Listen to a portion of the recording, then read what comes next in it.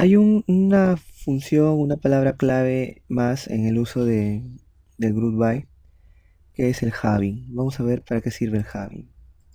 Bien. El having establece una condición que cada grupo debe cumplir. Va inmediatamente después del group by. ¿No? No sé, me van a decir, pero funciona igual que el where, ¿no? También es una condición, ¿no? Pero tiene algunas diferencias. El where hace un filtro antes del grupo, es decir, filtra las columnas que entran al agrupamiento. Bien, el group by hace un filtro después de que se hizo el agrupamiento. El where no permite tener funciones agregadas en sus condiciones, el having sí. Es decir, en el where no vamos a poder tener un zoom, un max, un ABG, en el having sí. Bien, como les dije, el having filtra después de que se ha hecho la agrupación. Vamos a ver un ejemplo. Dice mostrar el total máximo por tipo de documento cuando el máximo total es mayor. Bien, mostrar el total máximo por tipo de documento cuando el máximo total es mayor a 100. Entonces, lo que me pide es ser el máximo del total por tipo de documento. Entonces, para ello voy a hacer indebido con dos tablas, ¿no? Documento y tipo de documento. El tipo de documento está mi descripción del documento, ¿no? Tenemos factura, boleta, nota de crédito, nota de débito, ¿no? Documento, indebido con tipo de documento, lo relaciono por sus campos en común, tipo de documento, y selecciono nombre de documento y obtengo el máximo del total, ¿no? Por tipo de documento, ¿no? Pero me dice que solamente los que sea mayor a 100, ¿no? En ese caso, los que tengan el máximo mayor a 100, en este caso pongo max total igual a 100, ¿no? Pero como les habíamos dicho, en el where no pueden haber funciones agregadas, entonces nos va a salir error.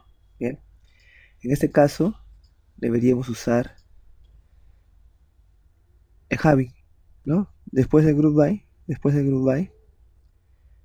¿no? Porque estoy usando una función agregada máximo, max, nombre de documento, debo hacer el group by por todos los demás campos que no tienen funciones agregadas. En este caso es el nombre de documento, ¿no? Having max total mayor a 100. Y aquí sí me va a permitir hacer usar la función max, ¿no? Recuerden que este filtro es después de hacer el agrupamiento, el where es antes de hacer el agrupamiento. Vamos a hacer un ejemplo más, mostrar todos los clientes que al menos tengan un documento emitido. Mostrar todos los clientes que al menos tengan un documento emitido. Bien, para ello tengo personas y tengo documentos, ¿no? Entonces le damos bien la pregunta, mostrar todos los clientes que al menos tengan un documento emitido. Bien, entonces intentamos resolverlo y continuamos con la solución, ¿no? La solución es la siguiente. Vamos a mostrar todos los clientes que al menos tengan un documento emitido. Entonces, en este caso voy a mostrar la razón social y voy a contar cuántos números de documento tiene. ¿Está bien? Y luego voy a hacer un left join de persona con documento persona porque me interesa saber todas las personas, inclusive las que no tienen documento, y en ese caso el contador va a ser 0. ¿Está bien? Como tengo count, que es una función agregada, necesito un group by por los campos que no tienen funciones agregadas, en este caso solo es razón social. Y me pide un filtro, ¿no? ¿No? Que el conteo sea mayor a 0, es decir, que solamente los documentos, solamente las personas que tengan documento. Entonces, para ello estoy haciendo un having, ¿no? Un having con mayor a 0. Con where no podría hacerlo, con having sí. El resultado sería el siguiente. La razón social y el número de documentos que tiene, ninguno debería aparecer en 0 porque ya está filtrado a través del having. Ahora vamos a hacer un ejemplo de referencia cruzada. ¿Qué es la referencia cruzada? Es convertir filas en columnas, ¿no? Convertir tablas en matrices, también se le podría decir. Y vamos a ver cómo funciona esto, ¿no?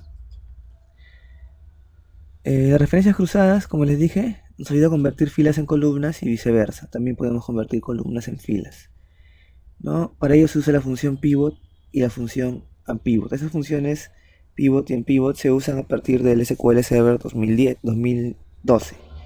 En el SQL Server 2008 no la vamos a encontrar. 2008 R2 sí, perdón. En el 2008 sí, primera versión no. En el 2008 R2 sí. A partir del 2008 R2 podemos encontrar la función pivot y la función unpivot. Entonces vamos a explicar cómo usarla, ¿no? Tenemos una sentencia o un resultado de este tipo, ¿no? Razón social, año y total. Razón social, año y total. Bien, entonces, ¿cómo la vamos a usar? De la siguiente forma.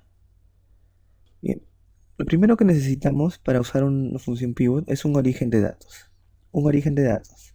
En este caso, nuestro origen de datos va a ser el siguiente. Nuestro origen de datos va a ser el siguiente, ¿verdad? Vamos a tener una tabla con ese resultado. Y una tabla con ese resultado es esta de acá, ¿no? Estoy haciendo un inner join a documento con 3 personas, estoy poniendo de razón social, el año y el total, ¿no?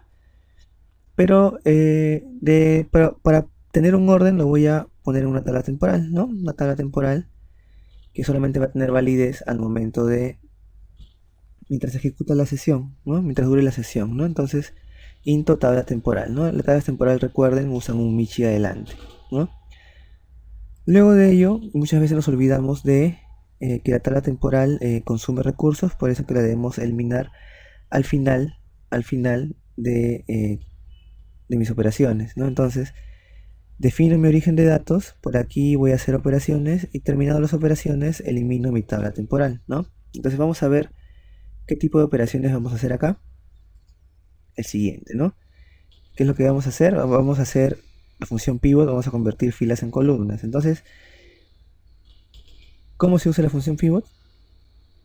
Vamos a hacerle un select a mi tabla temporal, un select a mi tabla temporal. ¿Y qué voy a poner? Voy a poner el campo que quiero que se mantenga, razón social, y luego los valores que existan en otro campo. Los valores que existan en otro campo. Y esos van a ser nuestras columnas. Valores que existen en otro campo. En este caso, los valores 2006 hasta el 2010 son valores que existen en el campo año de mi tabla temporal, ¿no? Entonces le indicamos pivot, ¿no? ¿Qué quiere decir? Vamos a sumar para la columna año, ¿no? Los siguientes valores, ¿no? ¿Qué valores voy a sumar? Los mismos que he definido, que he puesto en mi primer query, ¿no? ¿Qué es lo que va a hacer esto? Va a sumar el total, ¿no? Por año, en los valores 2006, 2007, 2008, 2009, 2010 y los va a colocar en su respectiva columna. ¿Está bien? Va a sumar el total por año de los siguientes años y los va a colocar en su respectiva columna. Bien, completo tendría que ser así. Defino mi origen de datos, borro mi tabla temporal cuando ya no la necesite, le hago un select a mi tabla temporal con los campos que quiero que se mantenga y agrego los campos que quiero que se conviertan en columnas, ¿no? Estos campos deben ser valores que existan en otra columna de mi tabla temporal.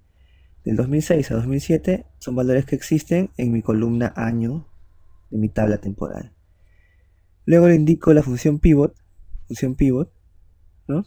¿Qué quiere decir? Voy a sumar el total para la columna año en los siguientes valores, ¿no? Voy a sumar el total 2006, 2007, 8, 9, 10, ¿no? Y lo voy a agregar, lo voy a colocar en su respectiva columna. Bien. Podríamos investigar también cómo usar el unpivot, que es una forma similar. Bien. Pero básicamente es así como podemos convertir filas en columnas ahora en el a partir del SQL 2008 R2 hacia adelante. Con esto hemos terminado la parte de uso de funciones, ¿no? En queries un poco más avanzados. Espero que haya sido claro. Vamos a hacer unos cuantos ejercicios más en el laboratorio. Bien, muchas gracias.